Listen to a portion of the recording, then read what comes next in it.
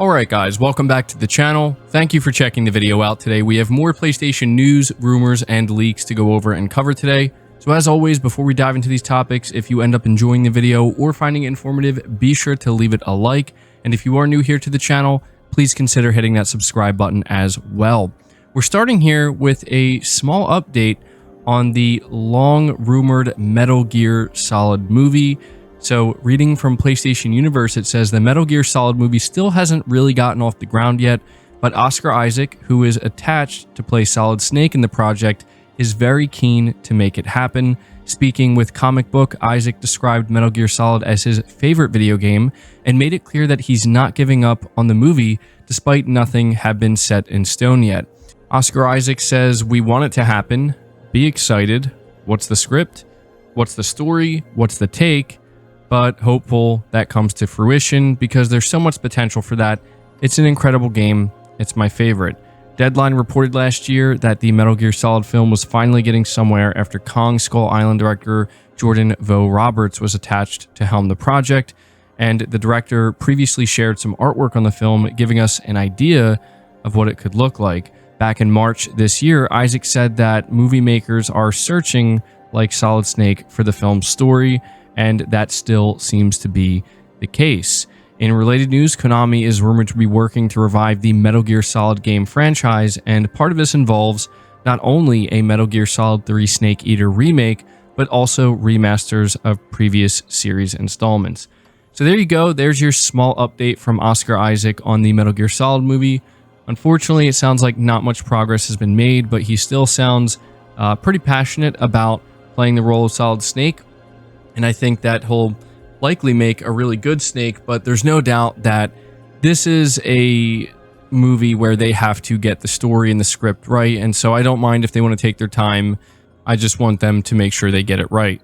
Moving on to the next topic, though, we have a pretty strange update here for PlayStation Plus Extra and Premium, as users can no longer see when games leave the service.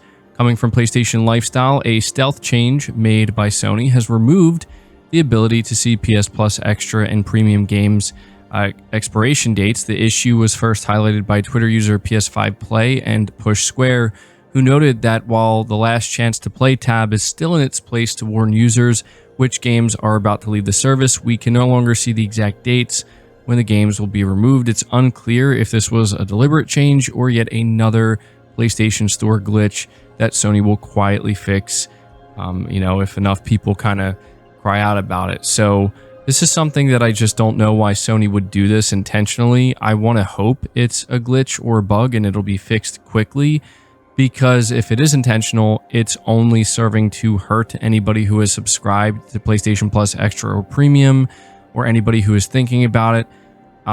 People want to know when these games are going to leave. It's actually really important to them to know that.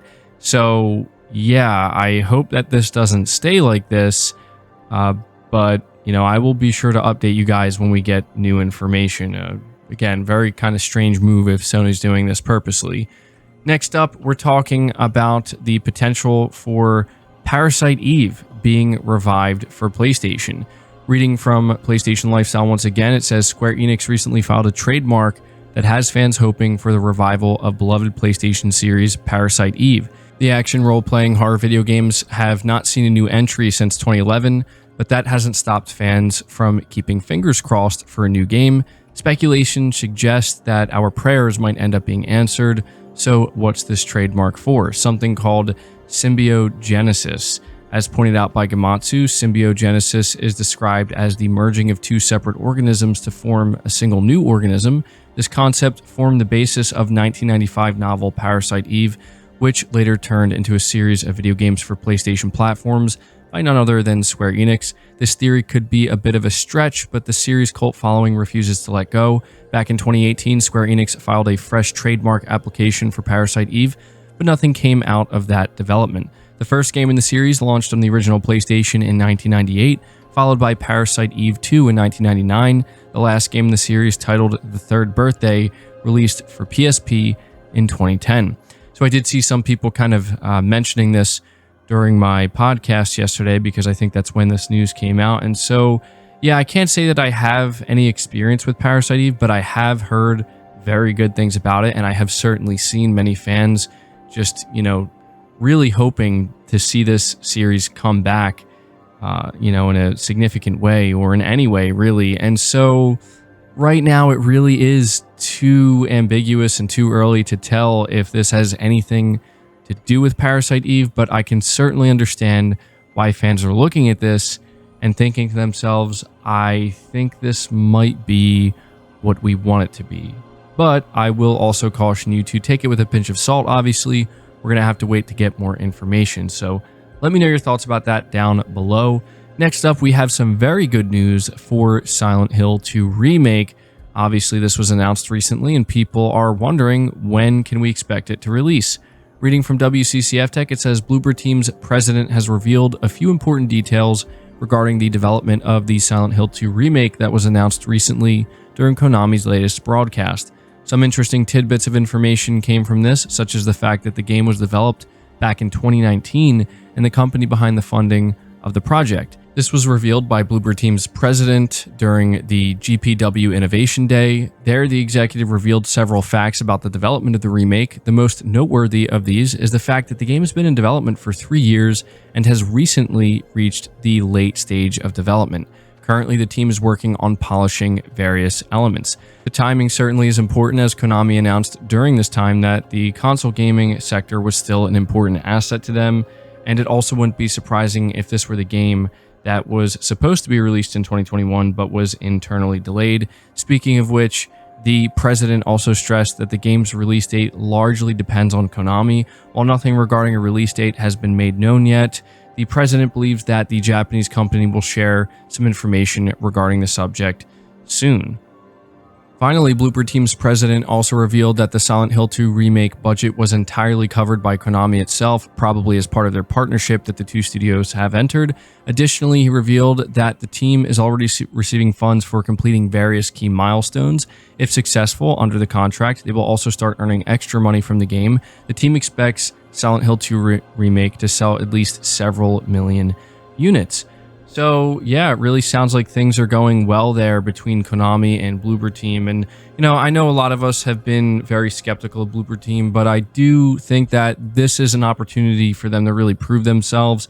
I know it's not an original game, but still making sure that you can handle a remake for a game such as Silent Hill 2 is a big deal. And if they pull it off, I think it will be great for them as a studio, and I think fans will be very happy, obviously. And so this is, I think, good news. It's really nice to hear that they're entering the final stages of development. This gives me a lot of confidence that Silent Hill 2 Remake is not a game that we're going to have to wait to be playing till sometime in 2024. I think there's a very good chance that it's going to come out next year. When next year? Well, that remains to be seen, but I'm feeling pretty good about it. So let me know your thoughts about that. Next up, I have a brief but maybe important update regarding Kojima Productions. We know that Kojima has been posting on his Twitter the past couple weeks, him being with Herman Holst and kind of teasing out his next game, which is presumed to be Death Stranding 2.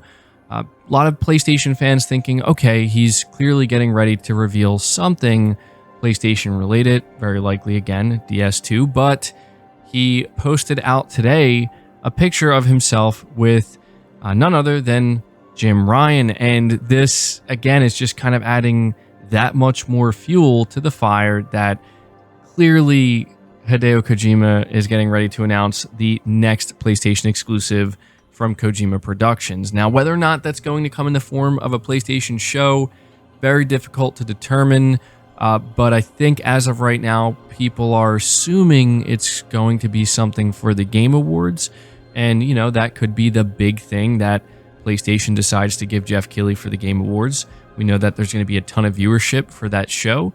So yeah, just wanted to give you this small update. Another good sign that we're going to be learning about this very, very soon. We are going to close the video out talking once again about God of War, though. We have some updates and some, in my opinion, very good news about the combat in the game. So first, we're talking about what the director of God of War Ragnarok is saying about how they approached the combat in this game.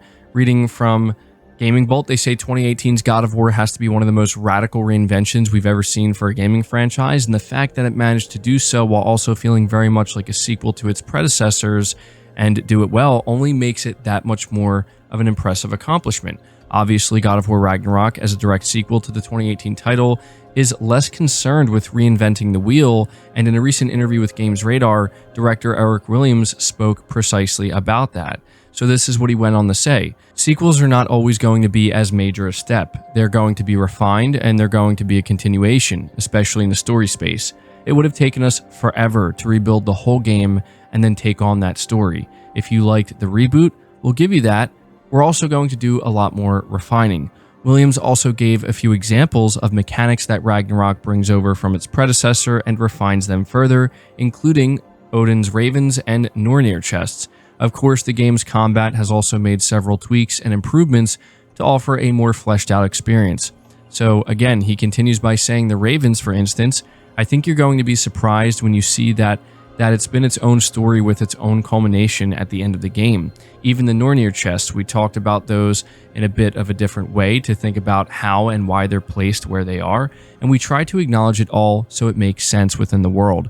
But at the same time, we've got completely new stuff as well, so I think it works. There's no reason to get rid of it.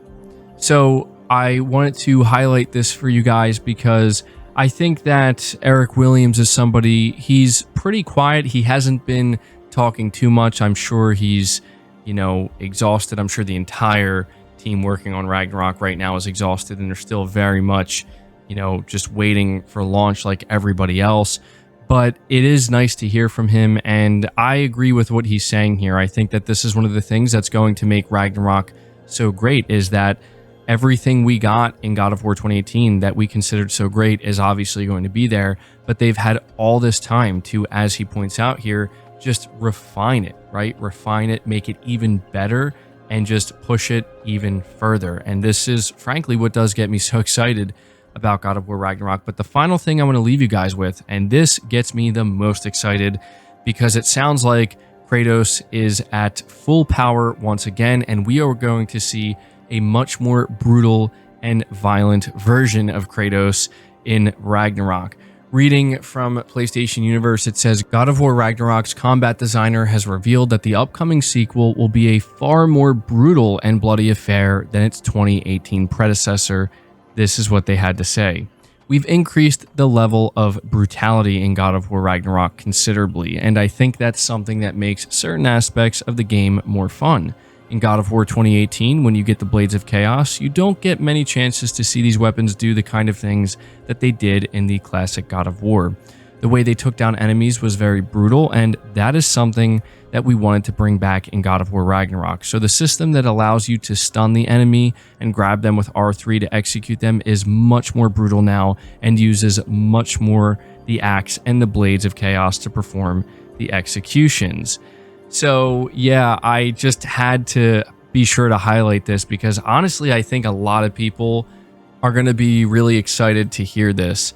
When people think of the classic God of War games, that's really, I think, one of the first things that comes to their mind, is just how intense and brutal and just ultra violent in some cases the games were. That's pretty much what Kratos was known for. And in God of War 2018, the brutality was definitely there, the violence was definitely there, but I don't think there's any denying that in some cases it was turned down just a little bit, and I think there were obviously story reasons for that.